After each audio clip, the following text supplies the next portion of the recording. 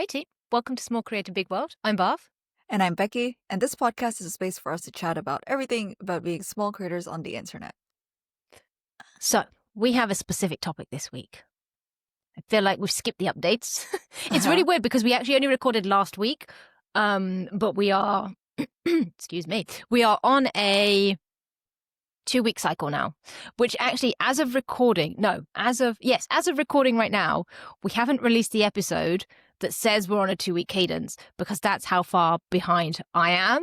But guys, we're on this 2-week cadence, so much so that life is going to get very hectic for next month with both of us traveling in and out to various places.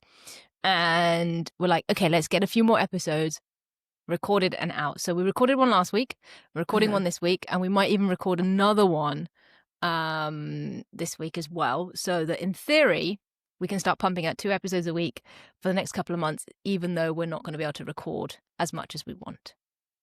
Yeah, and for all those topics, we have really exciting ones, including the most exciting one that you probably are reading. Yeah, today's episode that you've read the title already, so you kind of know what it is. And yeah, we just can't wait to tell you all the ins and outs of all the paperwork that we're about to get into.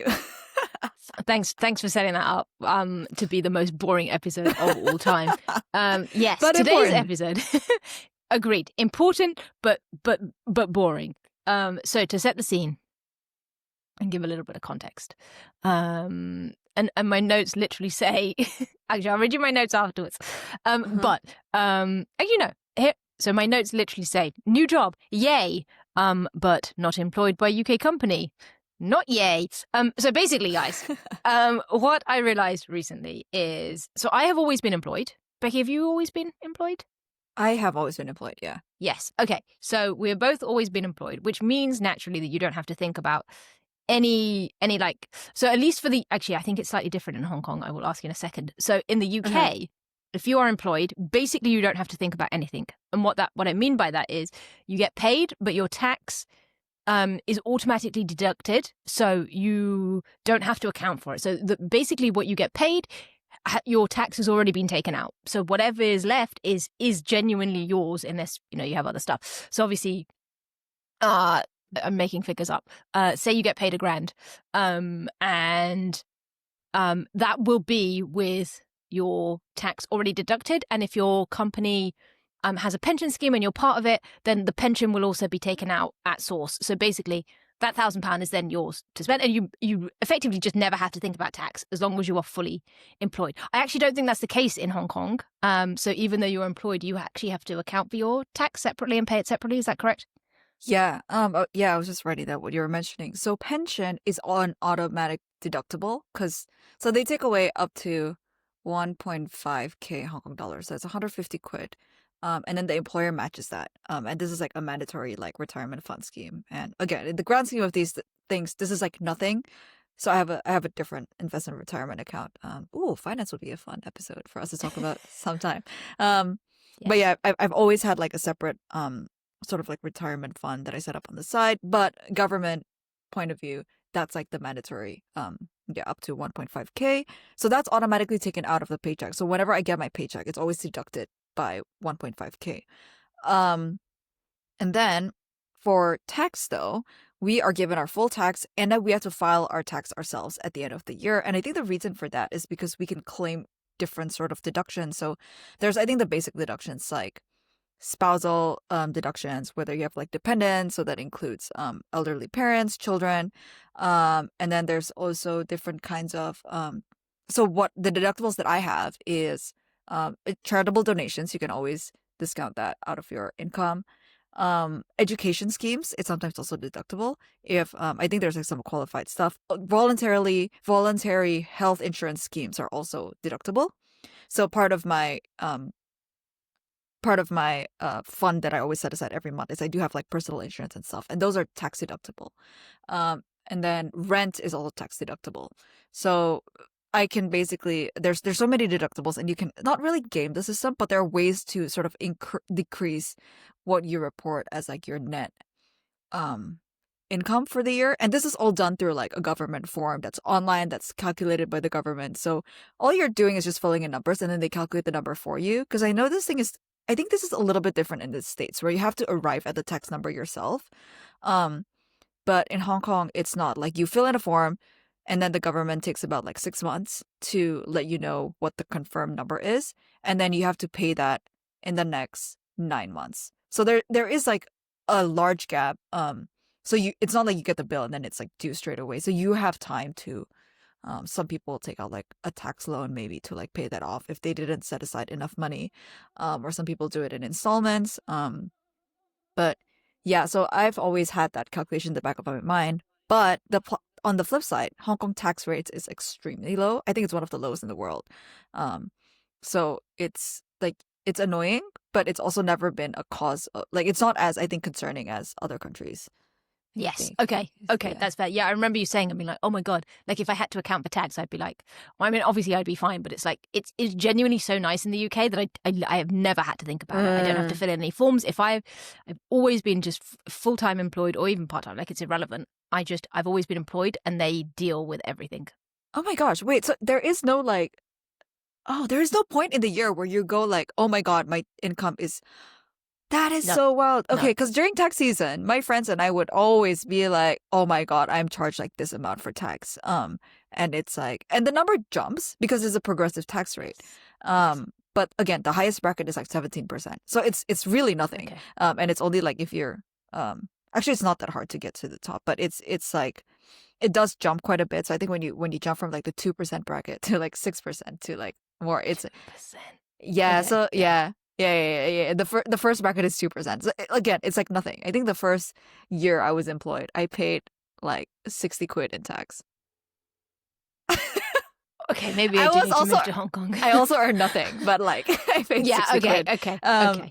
reporter salary. That's okay. No, that's insane. So, okay, so maybe it's worth filling in an end of year tax form to have 2% tax. Yeah, no. The one thing is, like, literally, you don't even have to fill in a form. There is nothing. You literally don't have to think about anything over in the UK, Wow. which Okay. is genuinely so nice. The only decisions you probably have to make are, like you said, if you want to pay into the pension scheme at work. And do your own contributions. Again, it's a tick box. They'll just sort it all out. And whether there's any private healthcare. But again, that will probably be through your company, and if they offer it, or you do it separately. So yeah, that's been life, and it's been kind of nice. But with a new job, I am now employed by a non-UK company, or not employed. I'm now working. It's most confusing, and I think that's the crux of this conversation. So basically, if I'm full-time employed, I think that's how it works. I need to be employed by a UK company, or can only be employed by a UK company. So that basically opened up all these questions of like, okay, now do I need to be a sole trader or a limited company? Or I guess the third option is, because obviously this is a problem, like a worldwide problem, and there are companies like Deal which exist, and the reason they exist is because, for example, if your company is in the US or whatever and you're a UK employee, they effectively have these holdings all over the world, and they can still pay you through a UK business. So the employer would effectively pay this company in the UK, and that UK company, holding company, would pay you. So okay. So I was sitting there and I was like, cool.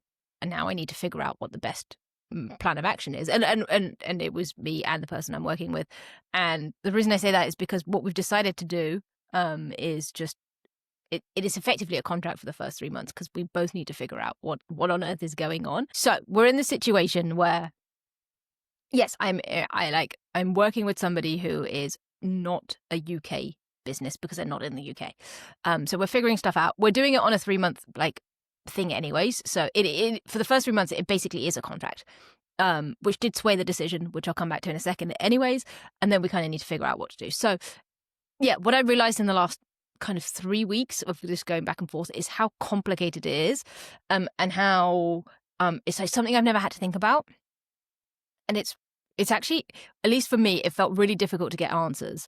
But I was very lucky that I have accountant cousins, and I'm going to pretend well, not pretend, I'm going to forget that I'm an accountant myself, but I haven't practiced in a very, very long time. So I don't count, but I have, thankfully lots of accountants in the family, obviously, but also entrepreneurs and entrepreneur friends. So that is very helpful because then I can lean on them. So I've had many, many conversations and many back and forth. So basically 3-month contract working for somebody part-time.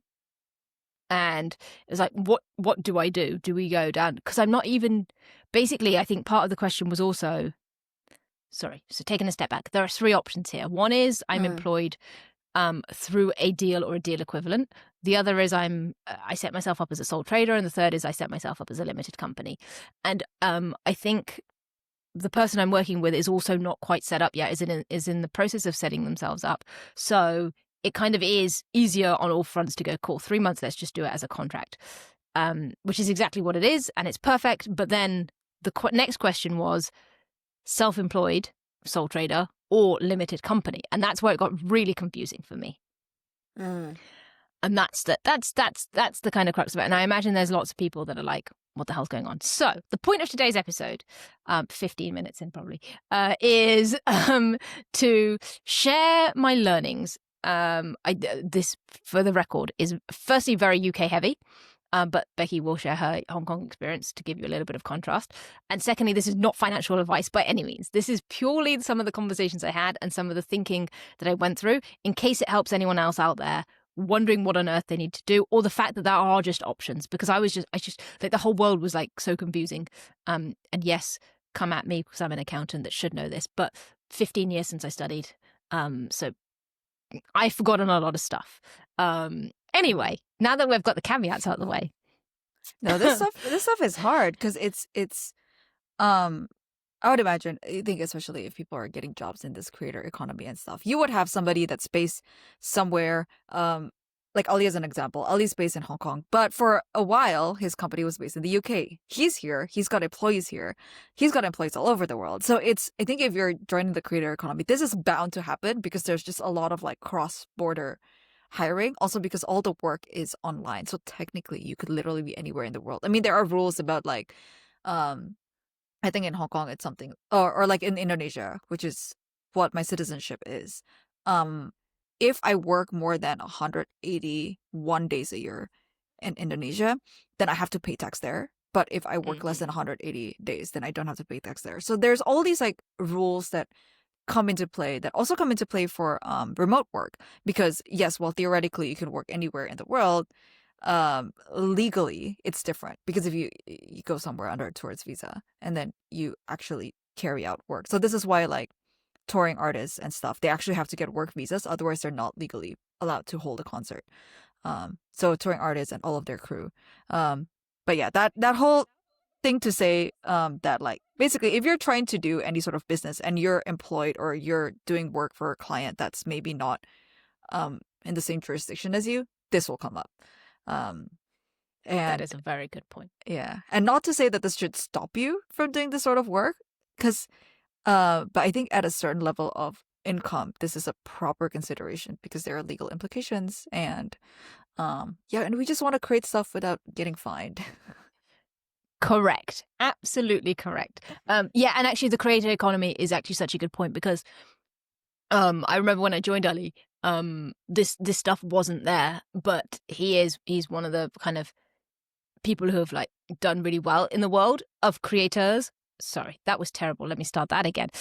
When I joined Ali, he hadn't got a lot of this set up, but given that the team grew so fast and his entrepreneur head, like, he figured it out pretty fast, and then like everybody in the UK was employed and everything was done properly and all of that jazz. But yeah, there are many creators that are still kind of up and coming or starting to make their first hires, and these are, I guess, conversations that are going to become more and more of a thing for people working with them. That was a really long-winded way of saying I agree. I think we'll cut that out. Okay. Anyway, no, I mean, this is also a conversation that even you and I have, because yes, the goal of Small Creator Big World is for this to exist beyond a podcast format. And should we set up something in the UK where you are? Should we set something up in Hong Kong where I am? Should we do something else entirely? this is, again, not a problem for now, but this is in the back of our minds because we are taking this seriously and therefore we will arrive to that problem at some junction in the future. Yeah. Agreed. Okay, cool. So yeah, all of these legal implications, junction stuff in our mind. But back to you. What's your thought Let's make it process? about me. Let's make this all about you. Spotlights on you. What do you want to start with your final decision, or do you want to walk us through your thought process and then tell us where you're landing, if you've made the decision at all? Yes, I think I may have already given my decision away, but let's start. Okay, so basically, so there's two real options here. One is register as a sole trader, and in the UK that's pretty easy. You don't have to do it before you start like officially trading or anything, and all you're doing is you're effectively, I think there's a HMRC form, and you're effectively just saying, hey, I'm just flagging that I am self-employed and will have income, and will therefore fill in my own tax return at the end of the year or something. And in the UK, you need to do that if you are, I think they give you a little bit of leeway. So if you earn like less than £1,000, I'm not sure if this is official or unofficial, but I've heard £1,000 a month, a year? No, a year. If you earn less than £1,000 in a year from these random things, then you don't have to declare it, because I imagine it's like such a small thing for them that it's neither here nor there. Yeah. And I think that's, I don't know if that's an official or an unofficial threshold. Anyway, I'm going to be over it, so like that's kind of irrelevant, but that's something to double check. But I'm pretty sure under £1,000 in a year total. So for example, if you were working full time and you happen to make a little bit of extra money because you helped somebody out and they paid you like 750 quid for it, I don't think you would have to declare that, because it's under this £1,000 threshold in the year. But anyway, so anything outside of that, and you effectively just all you're doing is flagging to the tax man so they can tax you appropriately that, hey, I'll be filling out a tax return at the end of the year. I have income coming in that is not like taxed at source. I'm not employed. I'm self-employed. You're correct, by the way. It's £1,000. £1,000. Okay, beautiful. Yeah. Thank you. I like having a fact checker on, like immediate feedback. Thank you. Yep. Okay, so yeah, so basically that's that. So with a sole trader, there's no real setup fees. You basically just have to flag it. You don't have to. You don't need like a trading name or anything like that. You're literally just saying, hey, look, I'm going to earn some side money, maybe a lot of money. Okay, so some other things to consider as a sole trader. You don't have to submit like financial accounts or anything. So this is I see this as 3 levels. Level 1 is you're employed, right? And you don't have to think about tax effectively. Level 2 is that you're self-employed and you do have to think about tax because you have to fill in a tax return at the end of the year. So it does require a little bit more thinking. But effectively, you're still paying income tax. So the only difference is you have to fill in the tax return and pay your tax because it's not taxed at source, versus an employer who will tax your income at source. But both ways you pay income tax. And in the UK, your income tax is 20% for basic, and then there's a higher rate of 40%. And then I think there's an additional rate of 50% over like 100K or something, or 100. I don't know what it is, 100K or 150 or something. And you do have what's called a personal allowance in the UK. So anything you earn up to, for this tax year, I believe it's 750, around that. It's about 12,000 something. Any income you earn up to that is what's called a personal allowance, i.e. you're not taxed on the first 12.5 grand effectively that you earn in a tax year. Anything after that, 20%, and then then it moves up to 40% and then 50%. So effectively, very similar in terms of the amount you'll get taxed. You'll get taxed basically income tax. And then there's national insurance in the UK as well. Again, if you're employed, that's just taken at source. And then for here, I actually don't know the ins and outs of this one specifically. I don't know if it's a optional thing. If it is, I would suggest you pay it. Again, not financial advice, but that I think relates to when you retire and all your state pension and all of that stuff. So I believe would do that. Anyway, you don't need an accountant. And you don't need to submit accounts or anything. However, what you should do, and whilst this isn't a legal requirement, I think this is strongly advised, is you should have a separate bank account for any transactions that happen through your sole trading. For example, so I will have a personal business, I will have a personal account, right? My money is coming into there, always has been, whether I'm employed, whatever, that's where my salary is coming in, that's where my stuff is. But if I go down the sole trader route and I start having either business expenses or any money I earn sole trading, i.e. if I'm a contractor or whatever, that shouldn't come into my personal bank account. That should go into a separate bank account. Now, I believe that doesn't have to be a business bank account. It just needs to be separate. And the reason for that is that you want your accounting to be really clean. And if your accounting gets muddled with your personal account, it gets really messy really fast, and it will complicate your tax return at the end of the year. Okay, question. Please. So, okay. I guess it makes sense if like you're a sole trader and then you get income and it fluctuates and then you're deciding to pay yourself a salary and then that money goes into your personal account. But if you're like what you're saying, effectively this is an employment agreement. It's just done through like a legal structure that makes it work because you guys are in different jurisdictions. How do you siphon off that money from your business, your sole trader account to your personal account? Like, does it have to be the same every time? Because I can also imagine it being like, oh, every time you need something like pay rent or mortgage or something, then you pay it out. Like, how does that work? Yes, good question. And actually, one distinction to make is when you're going down the sole trader route, it's not necessarily that all your income will come from one source. So, like we talked about last time, like there's a few people who do, like I'm doing a few different things, so all of that money will go into that. So let's just assume that there is a separate bank account set up. That doesn't have to be a business account. And there are also business bank accounts that are free. Not all of them are paid. While I'm here, I would suggest, and this is what I've done, and this was a recommendation to me, and I'm very grateful. Thank you, Dan. But basically, there is an account called Mettle, METTLE. We'll put it in the show notes. That is a UK bank, and they basically do business bank accounts for free. Fantastic. They're also like apps available and all of that stuff. So it ticks that box. And what it does is it comes with, and this is the second part of the question, I believe, it comes with, the reason for having a separate bank account is that it makes the accounting easier. And whilst you don't need an accountant, you do need to have clean accounts. And I guess I'm in a slightly beneficial position of I understand accounts a little bit more, but at the same time, I actually don't, and I don't really remember them. So this is not a thing that you need to be. You just need to be like, if you keep all your accounts clean, it makes your life easier. So Mettle comes with a free accounting software called Free Agent. And if not, I don't think it's super expensive. So it's still worth looking into. And what that means is the extra benefit. So I'm just going to plug something for, this is not sponsored. God, I wish it was. But the benefit, what they've done is Mettle and Free Agent have effectively teamed up, I think, and there is a connection. So you get Free Agent for free if you sign up for a Mettle bank account, and then what happens is all your transactions are effectively automatically accounted for if they're going through that business account. Or you have to do something. I haven't figured it out yet. I'll give you an update once, after the month end, and we figure that out. But effectively, money comes into your business account, and you need to account for it correctly so that you could, at the end of the year.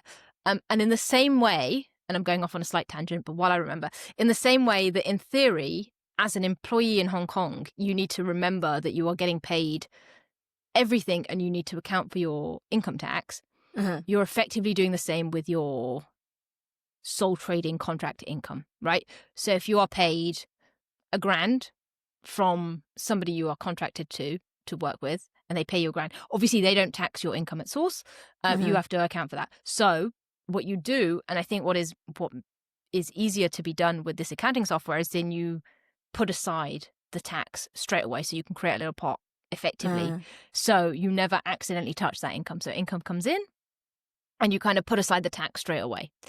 Now, to answer your actual question, what you would then do is, then you pay yourself. So you could have 5 different clients, right? And money is coming in, and you could have like 500 off one, $1,000 off the other, like 3 grand off the other, whatever, like 200 off one. All this money is coming in, and it's coming into your business bank account. And then you take your lump sum and you put it aside for tax, so you don't get to the year end and you're like, oh my god, I haven't accounted for tax. And then you pay yourself. And the way you do that is it's literally a bank transfer. So it's not and we'll come to this in our level 3 of limited company. It's not how that would work. It's very different. You literally just do a bank transfer, I believe. And again, I haven't done it yet. I'll give you an update after the month is finished. But effectively, you just do a bank transfer to yourself. And it is obviously immediate because it's a bank transfer. You're going from one of your UK accounts to another one of your UK accounts. And it's just like, cool, I have earned, and this is wishful thinking, guys, I have earned 15 grand this month. I want to try, I will assign, because if you're earning 15 grand a month, you're in the higher tax bracket. I will set aside 40% for my tax. I don't know what 40% of 15 is. 6 grand, that's 7 grand, 6.5 grand. 7.5. 6. Why have I picked 6 grand? Thank you. Yeah. Why have I picked such a stupid number? I should have gone 10 grand. Okay, let's do 10 grand. So then the math is easy. Say you earned 10 grand in a month. You would put 4 grand aside for tax, just straight away, 40%. It probably won't be that because of personal allowances and stuff, but be on the like kind of cautious side. You put 4 grand aside, and then you're like, cool. It's not a business that you need to keep money in. So you then just transfer the rest to yourself. You obviously, you want to keep a little bit of money in there because what you will be doing is putting business expenses through. So for example, I have a few subscriptions like ChatGPT or whatever. That would go through the business account because that's a pure business expense. Right? I need that to do the work, and therefore that would go. So I would keep money in the business account, but the majority of my income after that is moved over to my personal account. Okay, and this would also require, I'm guessing, like a separate credit card / debit card to be able to pay for these subscriptions and such. Yes. So by setting up a bank account, you effectively already have a card, and you set up a bank account. You have a sort code and account number, which is what they use over here. And through that, you can set up direct debits to something like ChatGPT if you need to buy something through the business. You have a debit card. Got it. Yeah, I just did a quick Google for Metal HK, and it says mental fitness for men. So does not exist here. Does not exist there, but there will be equivalents. There will be equivalents, I imagine. And you need to get yourself an equivalent of a Hong Kong equivalent of Dan, who knows all this stuff, and is very, very helpful. Dan has been. I don't think Dan listens to this, but just while Can you I have a introduce second. Dan? Yes, Dan is. Dan is a fellow Ali Abdaal employee. I say fellow, I don't work there anymore. Dan works for Ali Abdaal, and he joined, I think, a month before I did. And Dan is the most incredible human being ever. The company, he just does everything at work as well. And he does all of the legal, all of the financial stuff. And basically, he's always been helpful, for the record. He has always helped me. And he's always been my go-to, but he's extra helped me recently, and he is an absolute legend. And I genuinely would be so clueless on this journey without him that I just want to, publicly thank Dan for being an incredible human being. Amazing. Unfortunately, the closest thing I know to a Dan equivalent in Hong Kong would be me, which is very unfortunate because I don't know very much about this. Oh no! Okay. It's okay. We'll. That's okay. We'll arrive at. We'll deal with it when we have to deal with it. We'll figure it out. We'll figure it out. Point. Yeah. So you are going down the sole trader route. I am, to begin with, purely because there's a lot of unknowns. So I will talk about limited company in a second, and that just got really, really confusing, basically. And there's a lot of things to figure out. So I was just like, look, while I'm figuring stuff out, I know I need to keep my account separate. Dan, in his wisdom, already told me to set up a bank account separately just in case. So I can put everything through there, which is fantastic. So this buys me 3 months. So it's super chill. I need to fill in this form, but even so, it's not like I have to fill in the form right now before I'm like accepting income, as long as it's done before the tax year and I do the right things, which I need to figure out. But so this makes sense. And what I would say, and again, not advice, but if you're unsure, if you're unsure, what I think you should need to do is speak to an accountant, and I'll come to that when we talk about limited companies. But if you're still unsure or you're like on the fence, then what I did, because I can't make decisions, I was just like, cool, let's just go down the sole trader route because at least I can carry on for now. And yes, I may. Okay, so sorry. One thing to say is the differences purely come down to tax. Sorry, that's making it seem like there are no other implications, a big implication is tax. And that's one of the reasons that people would go for one over the other. There are obviously other implications, but I think they come into effect when you're earning a lot more money.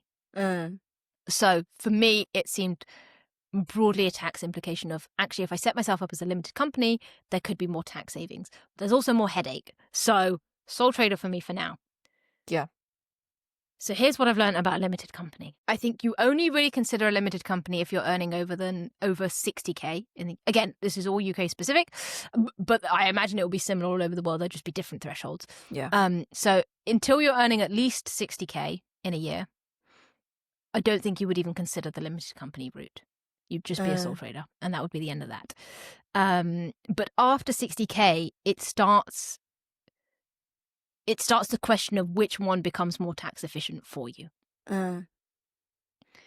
What I would suggest is the quickest and easiest thing to do to begin with is speak to ChatGPT. Of course, our new god. Ask ChatGPT, run some calculations. And that's what I did. And actually, that's a lie. I asked people. I asked a bunch of people, and then they told me to do ChatGPT. And some very kind people did ChatGPT for me. So that's the extent of my laziness. Don't be like me. Just run it through ChatGPT. There's also another finance calculator that we will link in the show notes that my cousin sent me that also kind of sets it out. So basically, when I first started this kind of investigation, I was like, what the hell? It was like, basically, like, if you're earning over 60K, just do a limited company. And it wasn't quite that clean cut. But anyway, I spoke to my cousin, a non-accountant one, but an entrepreneur one. And he was basically saying that actually, even if you earn a lot more, his experience was that it actually isn't worth doing a limited company. You should still actually probably be a sole trader. And that got the cogs whirring. And I was like, ooh, interesting. And that's when I spoke to accountant cousins and also to Dan again. So just a little bit of context. And I'm reading my notes for this. So going back to the tax thing. So with a sole trader or when you're employed in the UK, you have your 12,500 or 12,570 or 12,750. I promise I'm not dyslexic. I'm just a bit stupid. I can't remember what the figure is. But basically, you have that as a personal allowance. And then the next bracket is 20% income tax. And then there's 40% income tax. And again, an additional rate of maybe it's over 150,000 is your 50%. However, if you are a limited company, you do not pay income tax because you're a company. You pay corporation tax. I believe the corporation tax rates are 19% in the UK and a higher one is at 25%. But again, that's company tax. And then what you do, you don't pay yourself a salary, so there's no income tax. You pay yourself a dividend. And you are then taxed on your dividend, which I know sounds like semantics, but you do. You effectively pay yourself a dividend. And if you want no tax, then you pay yourself a dividend only up to the personal allowance, which is the roughly 12,500 in a year. However, if you want to pay yourself more, because obviously that's what you're earning, and you might actually want to earn some more money, you are taxed, I believe, at 8.75%. On dividend tax. And that there might be an upper threshold on that, or that might be the upper threshold. Again, I'm not sure, guys, sorry. I didn't look into this so much because I decided to go down the other route. But basically, you then pay yourself a dividend and you're taxed on your dividends, which is much lower than income tax. And that's where I think the main tax saving comes in. And then you can basically keep the rest of the money within the business. And if you have a trading year where you maybe don't have so much income, so much profit, so much revenue. God, I'm a terrible accountant. Okay, if in a year where maybe you don't make so much profit, I think you can offset that. But also you can use that money to buy investment property. So whether it's like a buy-to-let or something. So that's a good tax efficient way of using the money that your business makes. Ooh, here, personal yes. allowance, 12.570, and then dividend allowance is first 500. And then that is like, so income That's range. tax-free? Yeah, it's tax-free. So basically up till, your income range between 12.5 grand to like 50-ish grand is like 8.75%. And then you move into a higher rate, which is 33.75%. So it Whoa. jumps. And then over Okay. that, it becomes 39.35. So I imagine there would be other ways to Get money out deduct of the tax. business. Yeah. Like I would imagine you'd be able to charge certain expenses. Like if you work from home, then could you charge a certain portion of your rent as like an office space, things like that. I would imagine something like that is. So that's the bit I'm actually not sure about. I think that's a Yeah. benefit that you get as a sole trader, not as a limited company. But yes, there are obviously business expenses that you can put through the business with a limited company. But yes, good shout on the dividends, and therefore you wouldn't ever pay yourself more dividends than the 8.575% because then it becomes not worth it. So again, it depends what you need to do with this money. So if you're earning all this money and actually you set yourself up as a limited company, but you need all of that money as income, then it probably does make more sense to just be a sole trader because you are probably screwing yourself over. Oh, you can deduct rent You can as a limited as company. a sole trader, but not as a sole trader. limited. Yes, Yeah. exactly. I remember that because I remember Dan saying, so as a sole trader, I could do various deductions, but I couldn't as a limited company. But again, there are other tax savings as a limited company versus being a sole trader. Both rent and mortgage, by the way. So Nice. Yes. Yeah. I think he said all utilities except water for some reason. Water's the one thing that you can't deduct. But anyway, and again, it's a percentage and there's a way of calculating it and all of that stuff. But again, with a limited company, you will effectively need an accountant. Again, you don't have to, I don't believe, but it's probably wise unless you really, really know what you're doing. You also have to pay to get yourself set up as a limited company, which I don't actually think is very expensive in the UK. I think it's like 40-50 quid. And it's an annual fee. But it's super low. Again, it's probably worth getting somebody else to set it up for you and paying them, which maybe is with the fee and getting someone to pay. Paying someone is maybe 150 quid. So you could set yourself up for 150 quid, I think, roughly. And then you do need to get that all set up before you start taking any income. Sorry, start making any money, because it needs to go through. And then, you will obviously need a business bank account. Then it's clear that you need a business bank account because you are a limited company and you're trading as such. So I think that was my understanding of limited companies. That was my understanding of sole traders, and yeah, when comparing them both, I think the things I took into account were hassle, and I'm one that can't deal with hassle unless it's really worth it. One is mental energy. Again, it was taking up mental energy that I felt wasn't really necessary. The third one was how much money would I want to take out of the business? And I was like, there are a lot of unknowns here. So to me, it made sense to almost delay that thinking. I was like, cool, sole trader, do this, figure out a limited company later. Yes, I might have tax inefficiencies for a few months while I figure this out, but because so much is up in the air, it's not worth it for me. So I went down the sole trader route, and then I can reassess later. I think it also does depend on how much of your income is coming from the same source as well, because then that's more employment lines. So if I was working with like 5 people and it was relatively split versus actually I only have 1 client or something, then that also shifts things. But yeah, they are the things that I considered. Did that make sense? Yeah, that makes sense. I think I know it seems like very nitty gritty, but I think when it comes to it's very overwhelming to start with. But you just start at one point, really. Is you start with like income implications and such, and then you start going to the deductibles and then the setting up the everything in place. But again, this is a one-time in the beginning setup cost, and I think talking to some people who have done this before or are looking to do it as well, or maybe even just hearing you sharing this, I think helps. Like, because then, like, say if I were to set up something for the very first time, by the time I go do it, like that's not the first time I'm learning about it because I've heard you speak about it already. So it's less intimidating or less overwhelming. Yes. By the time And I one have thing to I do it, will yeah. say, the one thing I will say is if you're unsure or if there's no one you can speak to or ChatGPT isn't getting the answers, or you're like me and just need to speak to someone, just book a call or an appointment with an accountant. Some might even do it for free, but like it's probably worth the 100 quid or whatever an accountant would charge for an hour of their time for you to give because it's so dependent on your scenario. Because what might work for one, even at 60K, is not going to work for somebody else because of other things. And I've talked through some of the financial and tax implications, but there are probably so many other things that are worth considering. So if you're completely stuck, what is probably worth doing is finding yourself a local accountant, and just going and speaking to them and saying, look, this is the situation. And one thing Dan said is, one thing to keep in mind is how much money you want to take out. So they can almost work backwards. So it's like, I want in my bank account X amount every month. Can you tell me almost the most tax efficient legal way of being able to earn that? Is it sole trader? Is it limited company? Is it going through something else? And you can almost work backwards because there's lots of things to consider.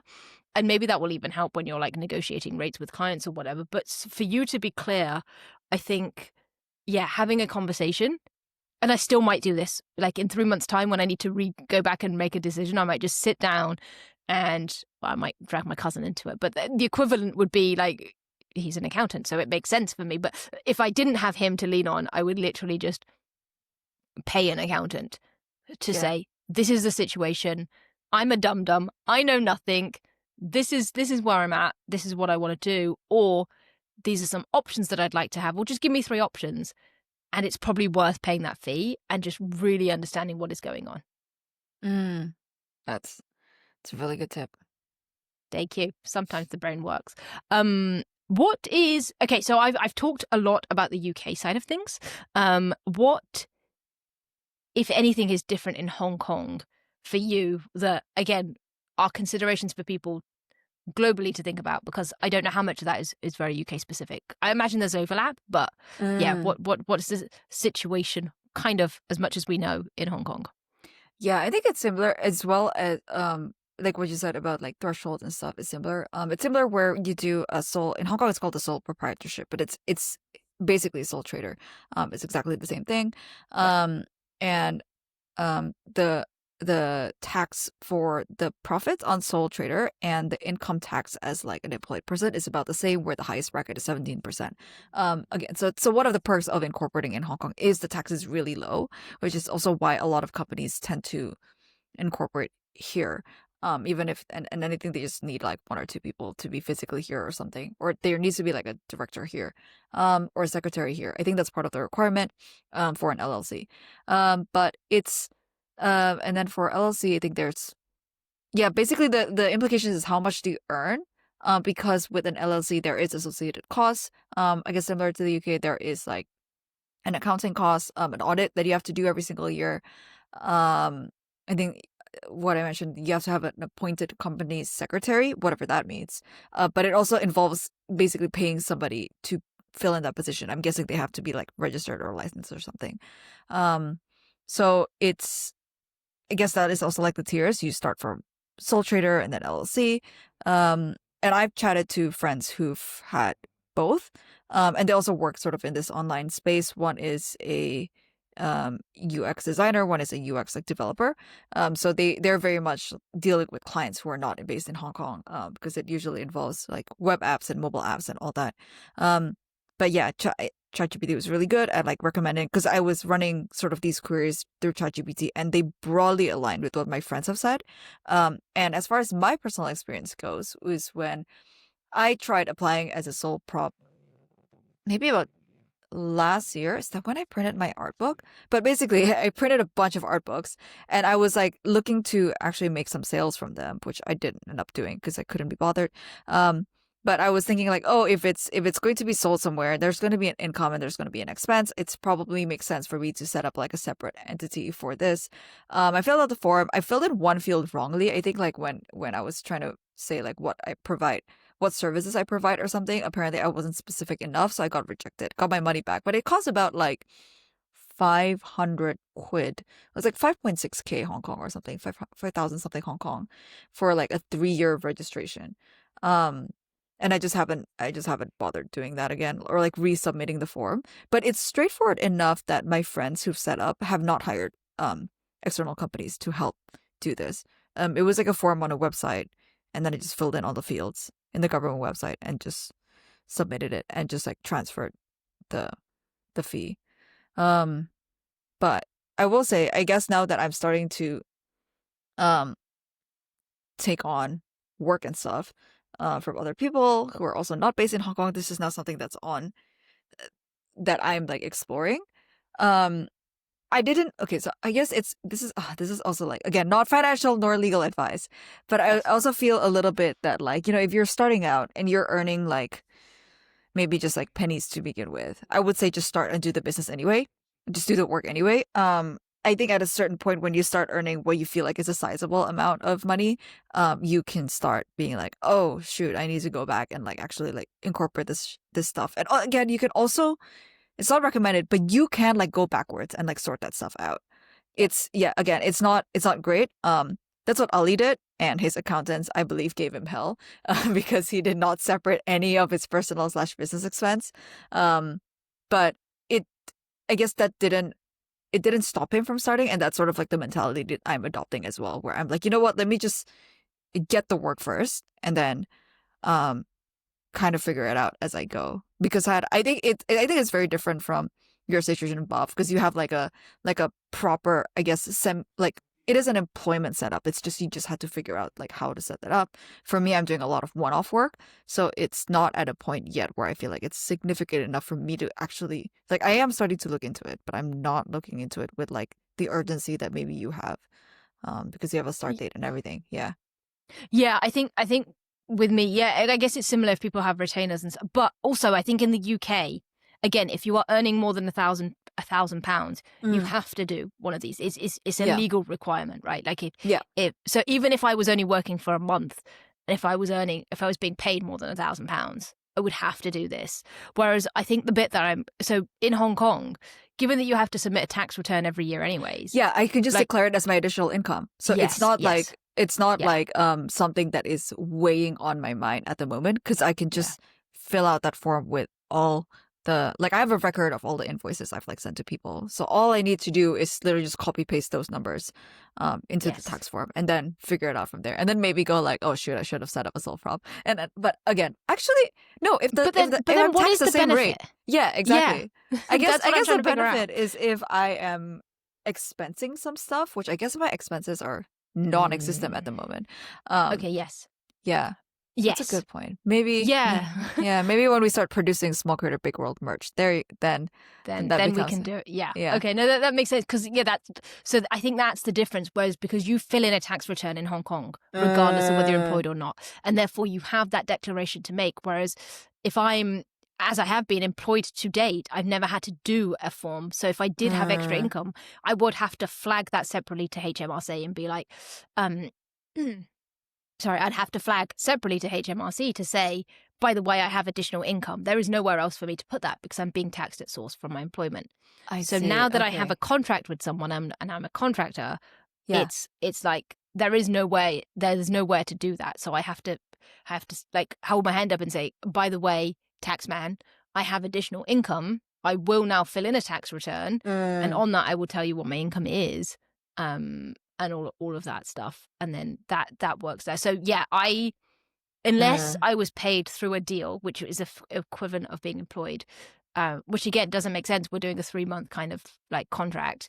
It's called this is what the situation is. I had to go down either the sole trader route or the limited company route because there is additional income there. And I think 99 times out of 100 that situation is a sole trader Okay. situation because there's so many unknowns right now that will be figured out in the next few months. Whereas, for you, you're already filling out a tax form. You can already declare any extra income. It's almost like you're right. You don't need to make that decision. That's true. Oh my goodness, filling out my tax return next year is gonna be so fun. And this is where it is beneficial to have a separate bank account for that stuff because what happens is in my situation, all of my business expenses will go through the separate account. Yeah. So it will Yeah. be completely clean. And on top of that, the accounting software will have already accounted for any deductions or anything like that I need to make. And also will have hopefully set aside the pot for income. Yeah. That is okay. Yeah, that is great because for me, I've always been setting aside that money for tax anyway. So it's already automatically in my like calculations that I don't think I've ever encountered a tax bill that I couldn't pay because I'd already like pre-set aside that. Again, because the government gives an estimate of like what I need to pay right as Yeah. I fill out the form. And then they will confirm that number. And usually the difference is not that much. Like they usually overshoot the number in the estimate and then the bill is lower because there would be like some like allowances that year. Like COVID, for example, everybody had like a certain amount of tax allowance. Oh, Yeah, like nice. everyone's tax bill was like deducted by a grand or something. A grand a grand, yeah.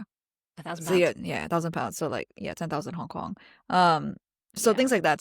So when basically every time I get that estimate, I'm like, okay, cool. Let me just make sure that I have enough in that pot. Yeah. And then so Yeah. by the time the bill comes, which Yeah. I just pay it off. Makes sense. But also, yeah. you know your income every month, right? So, like, Yeah. you know your income and you know the tax rate, and it's like, cool, X% of my income I will set aside every month. Like, Yeah. it's almost like I don't even need to wait for the government to tell me. Yeah. I know what the tax is. You and would if- think, but every time I get that bill, I'm just still like, oh my God. It still Okay, hurts we can change every that. time. Okay, we need to change this. Because yes, you know what the income is, and Yeah. even when even with additional income, you know what the percentage rate is. Yeah, that's true. So, every time income comes in, we automatically take X%, and we're like, cool, that's tax. Yeah. That's not my money. Yeah. Yeah. Okay, nice, cool. I Fun think we can stuff. probably wrap up there with this extremely exciting episode. Yeah, again, we're not financial advice. So if you have any questions, do not comment. I just this is Do the not one time. ask us. It's the one time I we're love like, that. do not comment, do not like. No, you Come at can us. still like, but no comments, please. You can no comment, but no questions. questions. No questions. Not legal advice, not financial advice. Neither of Yeah. us actually know what we're doing. In fact, there's probably stuff in here that was wrong. So apologies. Yeah, this is the most this I've is- had to fact check as I go because I just have no idea. I love what that all you're of this- fact checking me. You were like, I not sure. can't. The journalist and we just can't let something go on air and publish without it being fact checked. So okay, again, Oh, this is not God. quality fact check, but there was a level of fact check, as much Okay. as Google AI can fact check. I love the caveats. Okay, fantastic. Alrighty, team. We'll wrap up this extremely riveting conversation here. This has been a little bit of a one-off because it was on both of our minds after we both kind of started working with clients, and it was new for us having done the employment thing. Anyway, thanks for listening, especially if you got this far. Do comment, don't ask questions. Like, subscribe, all of that jazz. And if you're wondering who on earth our clients are, then check out this last episode. Somewhere on the screen. Look at me doing a CTA. I don't know where it lives. It'll be over here. But we talked about our clients and all of that jazz on last episode. And yeah, thanks for staying with us. And we'll see you on the next one. Bye, guys. team.